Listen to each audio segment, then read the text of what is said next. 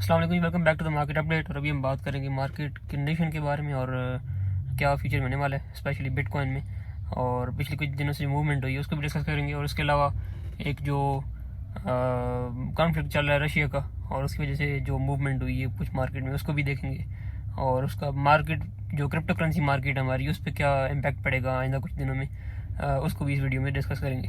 तो सबसे पहली चीज़, रिसेंटली आपने देखा है कुछ मूवमेंट मार्केट में हुई है, और उस मूवमेंट में काफ़ी हद तक बिटकॉइन जो है वो ऊपर गया। आल दो कि मैंने आपको याद है पिछली वीडियो में यहाँ पे कहा था कि आप यहाँ पे प्रॉफिट्स लॉक कर लें। मैं एक्सपेक्ट ये कर रहा था कि प्राइस जो है वो थोड़ी बहुत साइडवेज रहेगी एंड देन ब्रेकआउट ऊपर जो है वो होगा, यानी थोड़ी बहुत कंसोलिडेशन। ये जो दो लेवल्स मैंने लगाए थे यहाँ पे, मैं एक्सपेक्ट कर रहा था कि इन दो लेवल्स के दरमियान कुछ दिनों के लिए कंसोलिडेशन होगी, कभी ऊपर जाएगा कभी नीचे जाएगा एंड देन एवेंचुअली ब्रेकआउट होगा। और एक यानी मैं एक स्लो मूवमेंट हायर एक्सपेक्ट कर रहा था, बट ब्रेकआउट काफ़ी ब्रूटल था। और ब्रूटल होने की मेन जो वजह थी दैट वाज स्विफ्ट जो बैन लगा है, जो सैंक्शंस लगी हैं रशिया पे, वो एक मेन रीज़न थी जिसने इसको ड्राइव किया है प्राइस को। और प्राइस अल्हम्दुलिल्लाह काफ़ी अब ऊपर जा चुकी है। सो बेसिकली अब मैं पहले तो ये डिस्कस करते हैं कि स्विफ्ट है क्या, और उस मार्केट में उसने किस तरह से ड्राइव किया है बिटकॉइन को। तो स्विफ्ट बेसिकली एक यूँ समझे नेटवर्क है जिसके थ्रू ऑनलाइन जो आप ट्रांजैक्शन करते हैं डिफरेंट कंट्रीज़ में, फॉरेन कंट्रीज़ में, अपने कंट्री से बाहर किसी मुल्क में।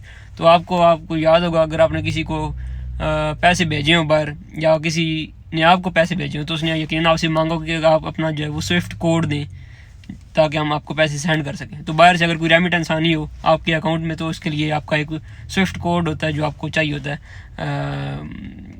सेंडिंग या रिसीविंग के लिए। तो उसमें क्या है, स्विफ्ट बेसिकली नेटवर्क है, और वो करता क्या है, जब आप एक कोड देते हैं, आपका अपने अकाउंट का एक कोड होता है स्विफ्ट स्पेसिफिक, वो आप अपने सेंडर को देते हैं, और वो उस स्विफ्ट कोड को यूज़ करते हुए आपको पेमेंट सेंड करता है, जो उस स्विफ्ट नेटवर्क के थ्रू सारा जो है वो प्रोसेस होता है। अब बैन स्विफ्ट पे लगने का मतलब ये है कि रशिया में से कोई बंदा किसी और कंट्री में, जितने मुल्क जिन मुल्क में बैन लगा है, जिन मुल्कों ने सैंक्शंस लगाई हैं रशिया पे, वहाँ उन मुल्कों में ना कोई पैसे भेज सकता है, और ना उन मुल्कों से कोई बंदा रशिया में पैसे भेज सकता है। तो अब पैसे तो भेजने हैं डेफिनेटली। रशियंस बाहर भी कई मुल्कों में रहते हैं, और बाहर मुल्कों के लोग जो है वो रशिया में भी रहते हैं, तो सेंडिंग रिसीविंग तो होनी है, तो उन्होंने किसी न किसी तरीके से करनी थी। उन्होंने क्या किया जी, अब क्रिप्टो करेंसीज को यूज़ करना शुरू कर दिया। अब दैट्स वाई मैं हमेशा कहता था कि क्रिप्टो हो सकता है in future as a hedge use हो सके अगर कोई बड़ा क्राइसिस आता है। और आप देख रहे हैं कि यहाँ पे एज अ हेज यूज़ हो रही है, क्योंकि एक सेकंड जो अगर बैंक्स नहीं है, तो उसके अलावा अगर कोई आपके पास पेमेंट को प्रोसेस करने का ज़रिया अगर कोई है, तो या तो वो पेपाल, इस तरह के जो पेमेंट प्रोसेसर्स हैं वो हैं। लेकिन पेपाल वगैरह में भी मेरे ख्याल में आई एम नॉट श्योर कि ये ऐसा ही है, लेकिन मुझे लगता है कि वहाँ पे भी बैंक्स की किसी न किसी हद तक इन्वॉल्वमेंट होती है। करेक्ट मी अगर मैं कोई गलत कह रहा हूँ तो। और उसके अलावा अगर कोई आपके पास इन जो ऑनलाइन पेमेंट प्रोसेसर्स हैं, इनके अलावा अगर कोई आपके पास ऑप्शन रह जाता है, देन वो क्रिप्टो करेंसी है। तो अब उन मुल्कों में, जिन मुल्कों में रशियंस रहते हैं, या रशिया में से अगर किसी ने किसी ऐसे मुल्क में पैसे भेजने हैं जिसने रशिया पे सैंक्शंस लगाई हुई हैं रशियन बैंक्स पे, तो उनको क्रिप्टो करेंसीज यूज़ करनी पड़ेंगी। और उससे फिर क्या होगा कि प्राइस अब ऑलरेडी आप देख रहे हैं कि ऊपर मूव कर रही है। तो क्राइसिस में डेफिनेटली इट प्रूव्स के बिटकॉइन और बाकी क्रिप्टो करेंसीज जो हैं in this sort of crisis, in a condition of war, आप कह सकते हैं कि एज एज यूज़ हो सकती हैं। और आपको एक सेकंड ऑप्शन यहाँ पे क्रिप्टो करेंसीज का यूज़ होता हुआ मिल रहा है, जो कि लाइव प्रूफ जो है हमें मिल रहा है। तो ये काफ़ी अच्छी चीज़ है। इसके अलावा आप बात करें कि फ्यूचर में क्या आने वाला है, तो कुछ मैं प्राइस लेवल्स आपको बता देता हूँ, जिस तरह से आप हमेशा वीडियो में बताता हूँ, और उनको आपने नोट करना है, और उसके हिसाब से फिर आप ट्रेड कर सकते हैं। तो सबसे पहले जो पिछला हाई था, ऑब्वियसली मैं हमेशा से कहता हुआ आ रहा हूँ कि एक हायर हाई क्रिएट होना चाहिए, तब हम कह सकते हैं कि जी मार्केट अब कंटिन्यू करेगी हायर मज़ीद। तो पिछला जो हाई था वो ऑलमोस्ट आप यहाँ पे देख सकते हैं, वो ऑलमोस्ट 45,800 के करीब है। यहीं आप राउंड ऑफ कह के आप कह सकते हैं जी ऑलमोस्ट $46,000 एक लेवल है, जिसको अगर हम क्रॉस करें तो फिर अगर आप यहाँ पे इसके क्रॉस करने के बाद बाइंग करते हैं, तो आप अपना टारगेट ईजिली मेरे ख्याल में 49,500 तक ईजिली सेट कर सकते हैं इस लेवल के राउंड अबाउट। ठीक है, तो ये नेक्स्ट लेवल होगा। अगर यहाँ पे हम फर्दर हायर कंटिन्यू करते हैं, तो मेरे ख्याल में ये एक लेवल हो सकता है जहाँ तक प्राइस का जो नेक्स्ट एक टारगेट होगा वो ये होगा। और अगर आपने बाइंग नहीं की हुई, आप बाइंग करना चाहते हैं, क्योंकि अब हमने एटलीस्ट जो ये वाला जो आई है इसको हमने क्रॉस कर लिया, तो उसके पिछले लो तक अगर प्राइस आती है, यानी प्राइस जो है वो इन लेवल तक आती है अराउंड 41,500 इस लेवल के अराउंड अबाउट अगर प्राइस आपको मिलती है, और क्योंकि प्राइस नीचे आ रही है और वॉल्यूम इतना ज़्यादा नहीं है, और नीचे आते हुए अगर सेलिंग वॉल्यूम ना हो तो इट मीन्स कि आप पिछले लो पे बाइंग कर सकते हैं। तो ये जो प्राइस बनती है वो अराउंड 41,500 से 42,000 के अराउंड एक लेवल बनता है जहाँ पे आप बाइंग कर सकते हैं अगर आपने बाइंग करनी है तो। और अगर आपने ऑलरेडी की हुई है, मेरे कहने पे यहाँ पे आपने कर ली थी और आपने होल्ड किए हुए हैं, तो दैन इट्स गुड, आप फर्दर होल्ड कर सकते हैं, क्योंकि वॉल्यूम अच्छा बाइंग आ रहा है। आई एक्सपेक्ट के थोड़ी बहुत नॉर्मल करेक्शन जो मैं हर एक बड़ी मूवमेंट के बाद हम देखते हैं, वो होने के बाद प्राइस फर्दर हायर कंटिन्यू करनी चाहिए जो सिचुएशन नज़र आ रही है। सो ये अपडेट है रिगार्डिंग बिटकॉइन और जो कंडीशन चल रही है फ़िलहाल रशिया में उसके हवाले से। और मैं एक्सपेक्ट करूँ कि जैसे जैसे टाइम गुजरेगा और उसी तरह से जो बिटकॉइन की और क्रिप्टो करेंसीज की यूजेज है, अगर क्राइसिस ये कंटिन्यू करता है, मिसाल के तौर पे अगर जंग बंदी का ऐलान नहीं होता और इसी तरह से वार जो है वो कंटिन्यू करती है जिस तरह से पहले हो रही है, फिर आप एक्सपेक्ट कर सकते हैं कि प्राइसेस मज़ीद ऊपर जाएंगी। और बिटकॉइन एज अ हेज, जिस तरह से गोल्ड ऑलरेडी यूज़ हो रहा है एज अ हेज, और आप देख रहे हैं कि गोल्ड तकरीबन पिछले ऑल टाइम हाई पे पहुंच चुका है।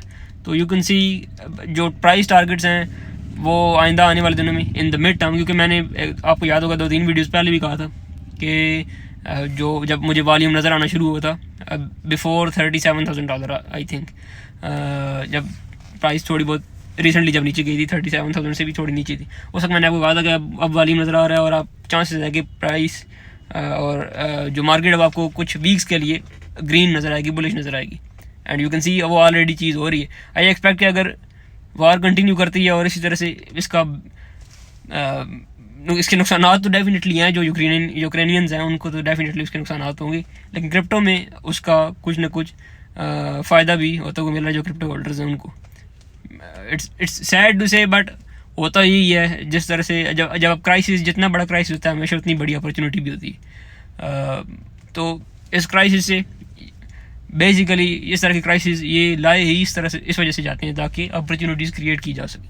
ज़्यादातर मेनली जो वजह होती है वो एक आप कह सकते हैं, बहुत सारी रीज़न्स हैं इस जंग की, लेकिन एक रीज़न हमेशा जंग में इसकी फाइनेंशियल भी होती है, और अब उससे कई मुल्क हैं जो इससे फ़ायदा हासिल करेंगे, जानी नुकसान होगा। और फिर मैं हमेशा कहता हूँ कि जब आप असले का बिज़नेस कर रहे हो, अब जब आप बंदूकें बेच रहे हो, तो फिर आपका बिज़नेस तभी चलेगा जब लोग मरेंगे। तो ये जो जंग होती है ये हमेशा अपॉर्चुनिटीज़ प्रोवाइड करती है, कई लोग इससे फ़ायदा उठाते हैं, सैड टू से, बट हम भी उनमें से हैं। लेकिन हम फ़ायदा इस वजह से उठा पा रहे हैं कि हमने हमें एक ऐसे सिस्टम का हिस्सा है जो कि ऑलरेडी एक एग्जिस्टिंग सिस्टम जो फाइनेंशियल सिस्टम है उसके बिल्कुल पैरेलल चल रहे हैं, उसके पैरेलल क्या रहा हूँ, अपोजिट चल रहे हैं, अगेंस्ट उसके चल रहे हैं। सो जब वो मार्केट नीचे आएगी तो ऑब्वियसली इस मार्केट ने ऊपर जाना ही जाना है। सो इन द मिड टर्म अगर मुझसे टारगेट पूछे, यानी आइंदा कुछ वीक्स में या 1-2 महीनों में, तो हो सकता है हम अराउंड $70,000 आपको मिले इन बिटकॉइन, यानी पिछले ऑल टाइम हाई के करीब। पिछला ऑल टाइम में तकरीबन 69,000 था मेरे ख्याल में, तो उस लेवल तक दोबारा से हो सकता है प्राइसेस जो है आपको मिल सकती हैं, जो मुझे लग रहा है। क्योंकि एक और चीज़ मैं यहाँ पे आपको दिखाता चलूँ जो मैं मेंशन करना चाहता था, मेरे जहन से ही निकल गई, वो है डबल बॉटम। आप यहाँ पे देख सकते हैं, ये double bottom 4 hour daily weekly 3-4 time frames में इकट्ठा बन रहा है। और जब इस तरह की सिचुएशन होती है कि 3-4 टाइम फ्रेम्स में एक ही पैटर्न बन रहा हो, तो वो पैटर्न काफ़ी ज़्यादा स्ट्रांग हो जाता है टेक्निकली मैं अगर बात करूँ तो अगर ये डबल बॉटम कंफर्म होता है, कंफर्म तब होगा जब पिछली हाई को क्रॉस करेगा जो कि अराउंड 46,000 जो अभी मैं बात कर रहा था। तो अगर इन केस वो क्रॉस हो जाता है और डबल बॉटम कंफर्म हो जाता है, तो आप इन द मिड टर्म, यानी शॉर्ट टर्म ट्रेडिंग तो जो हो रही है वो तो होती रहेगी, इन द मिड टर्म आप कह सकते हैं कि प्राइस जो ऑलमोस्ट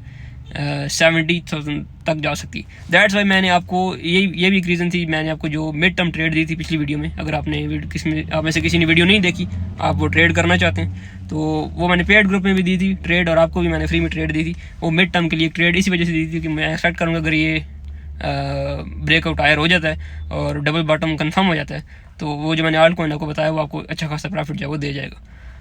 तो वो भी एक रीज़न थी उस आल्ट कॉइन की ट्रेड देने की। और यहाँ पे आप देख सकते हैं डबल बॉटम बन रहा है, अगर कंफर्म होता है तो टारगेट इंशाल्लाह इसका 70,000 तक हो सकता है। दैट्स इट, ये सारी अपडेट थी। मिलते हैं नेक्स्ट वीडियो में, और फिर अगर कोई ट्रेड हुई तो मैं वो भी साथ साथ देता रहूँगा। दैट्स इट, मिलते हैं नेक्स्ट वीडियो में।